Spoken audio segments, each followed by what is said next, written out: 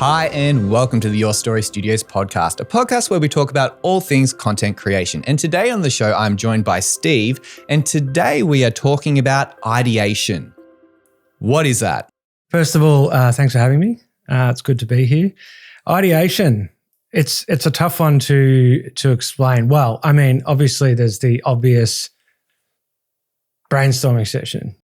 I've definitely learnt that sometimes it's kind of counterproductive, people just sitting around. I think this would be a good idea. I think this would be a good idea. Because, I mean, it might be a good idea, but I like to try and approach these things with a strategy and data. I learned about ideation and how to do it effectively when I was working as a video producer for Sportsbet. For starters, there was a few things beneficial with the work there because for the most part we had like a calendar. We knew that this time of year was going to be footy content, this kind of year was going to be cricket content, this, so on and so forth. So that made it easier. But what we would do is have a really structured day and we would invite, it was like an open invitation. There were certain people in the company that we knew that we wanted there because we knew that they had like a great sense of humor or, were really creative or, whatever the reason, but anyone could come, it wasn't exclusive.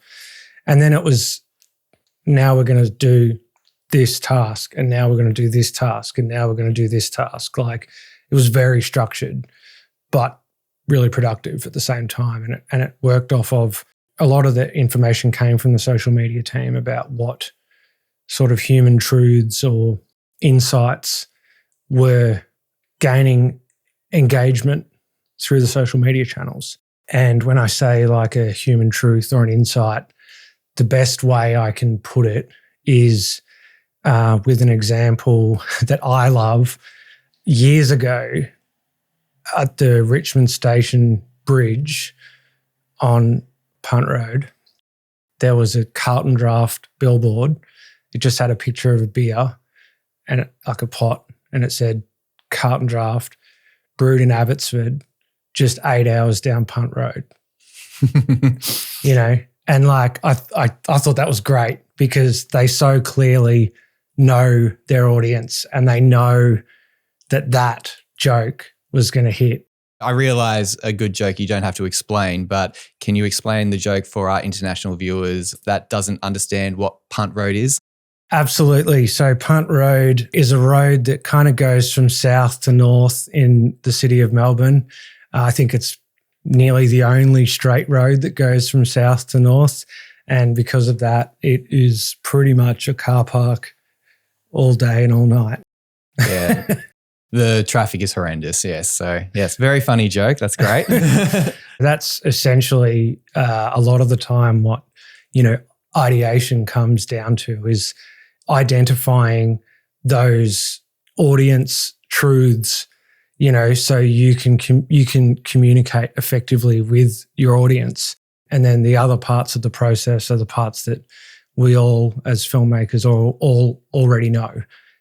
Is it face to camera? Is it an explainer video? Is it a documentary style? Is it a comedy piece of branded content? And then you match them all together, Great. So you mentioned these ideation days. Does it need to be a full day? What would you recommend to people that are wanting to explore this type of idea collecting, I guess? Yeah. What would you recommend? I've worked at such a wide variety of places where, that was the best example of ideation that I could think of. But I do think it should be like that. If you're serious about making really on point, effective content for your audience, you should allocate time to it. I've worked at places where it's like, oh, we're going to have a brainstorming session about this video that we want done. And then everyone stands around for 10 minutes and he's like, we should do this. No, we should do this. No, we should do this. And then someone goes, oh yeah, that one sounds okay. Okay, that's what we're doing. It might be fine, but I feel like brands today, like you obviously are selling your product, whatever it is, your service and whatnot, but you're really selling your relationship that you have with them. And if you're not connecting with them, like there's no point. You may as well just pack up and go home. Like you might have the best product in the world, but if you are putting out content that's just so off the mark or so out of touch that nobody cares, then you're not going to get anywhere. Like if your content looks garbage, people think that your brand is garbage. It's as simple as that. You know, maybe it's not as black and white as that. You know, I sometimes have a tendency to say things really bluntly, but like, I don't know. For me, there's no excuse for bad content. And I'm not even saying that you need to necessarily be employing video professionals and freelancers and everyone to do all this stuff. It's not, in today's world, it's not hard to not make bad content. Even just something as simple as filming a face to camera on your phone or something. It doesn't, maybe not like be like this with your phone while you're talking, like little things, you know. But, you know, once you sort of start getting into brand strategy and, you know, telling your brand story and all that sort of thing, you know, I think that there's a place for every kind of level of content, you know, content that you are making yourself, but then there is content that is bringing more information or more value or more connectedness to your audience, you know, where you maybe will hire professionals or have an in-house team or whatever the case may be. But ultimately it comes down to, you know, how well are you communicating with the people that you want to be communicating with to further your business goals, you know? Yeah, absolutely. Yeah. And with ideation, is it just collecting ideas and brainstorming, or what's the next part of the process? Yeah, so at Sportsbet, we would have this huge ideation session. It would be like 9 a.m. to, you know, maybe around 3 o'clock.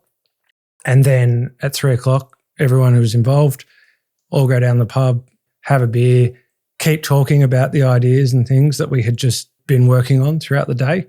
And quite often there we found in that more social environment, we actually found that the ideas could really effectively be expanded on, you know, and built upon to make it even better. And then from there, myself and the other video producer, we would then take that and literally go and make a year-long video production calendar, you know, and we would be like, okay, so on these dates, bang, bang, bang, bang, we're going to publish these videos that we've agreed upon throughout the session, and then work back from there, you know, 2 weeks post, 2 days filming, 2 weeks pre-production, 1 week or 2 weeks script writing and whatnot. And then, lucky I'm not a producer anymore, because if you missed your dates, I'd be there at your desk going, where is it? So your part of that process, was that mainly script writing and I guess fleshing out the ideas that have already been put towards you? No, so that role for me was video producer. So I pretty much was just managing the end-to-end process from ideation to posting it online. I did also do most of the post-production, the video editing work at that role. I was there for 3 or 4 years, I think. And then if we needed to, we would engage the motion graphics team to do any animation and stuff that we needed. And then the filming side of things, would you engage with another video producer? Yeah, so our video team at Sportsbet was 2 video producers, myself as the editor as well, and then the motion graphics team, because it was a big company, obviously, we had the design team. So for the show, we had someone who wrote scripts and directed, and then a lot of the people in social media would also kind of help us out. As far as the actual shoot days went, depending on what budgets we had, we would get cinematographers in, you know, lighting people, the whole shebang, which was good for me as well, because it was enabling me to make contacts in the industry, create working relationships with people who I've then gone to use, you know, in the future once I left that role. So it was your job to get those people? Yep. So how did you find those people? Yeah, so I think one of the guys in the team had been making films, making video content for quite a while, even away from the job. He had his own TV show and whatnot. So he had quite a few contacts. But then just again, sort of talking to people on set, word of mouth, even talking to the cast, the talent sometimes. They'll be like, oh, I was on, this shoot the other day and this person was filming or, But then sometimes too, we would get people sending their show reels in and things like that. When you receive one of those emails, do you actually look at it or do you go, oh, I haven't got time for this, delete? We did sometimes, depending on what sort of point in the cycle, in the process we were in. I don't ever recall there being a time where we just disregarded it. I started keeping, like a list, a bank of information, for people to reach out to. But also people knew people and we somehow managed to always, find really great people to work with. For me, as a video producer, I like to approach a project. Obviously, I like doing the creative stuff. I like writing and editing and whatever. But in that role, I knew that I was the producer. So I knew that it was on me to make sure that these projects were being finished on time and within budget.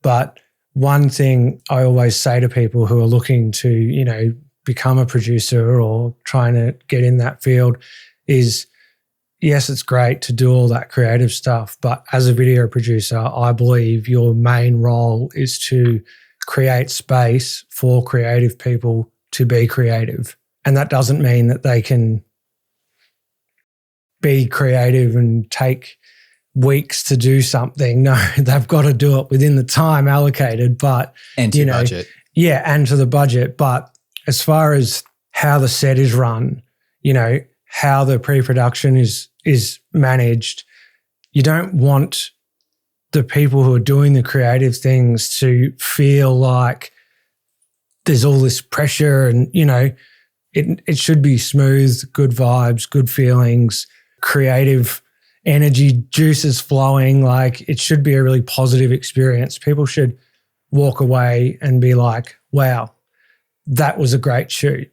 And I remember someone told me years ago, the first thing that you should do on set is make sure that there is coffee ready for when the first person arrives.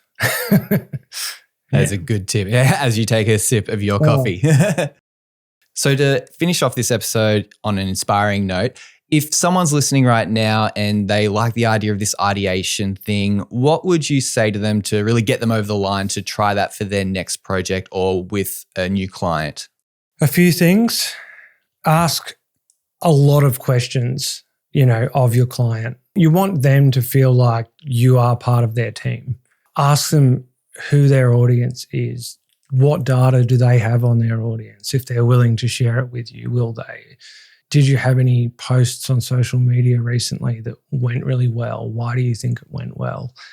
There is an element of speculation in regards to identifying audience and what things you think that they might like and might not like. I think a huge element of ideation is someone like me, for example. I have a huge knowledge of films and television and music and all sorts of stuff. You draw ideas from everywhere and anywhere. And so just don't ever stop consuming content that you find great. And there's a lot of not great stuff out there, but, sometimes there's some little part of it that you go, oh, that's actually, and also learn about story. Everything to me is about story. Everything. Story will, direct how your entire project might go. There's so much free resources out there. I've created massive playlists on YouTube about cinema education, about storytelling, about script writing, even just discovering something as simple as Dan Harmon's Story Circle and then applying that to films that you like teaches you about how to construct, a good story. So that's what I would say. Excellent. Well, thank you for those words of wisdom and thank you for coming on the Your Story Studios podcast today. Thank you for having me.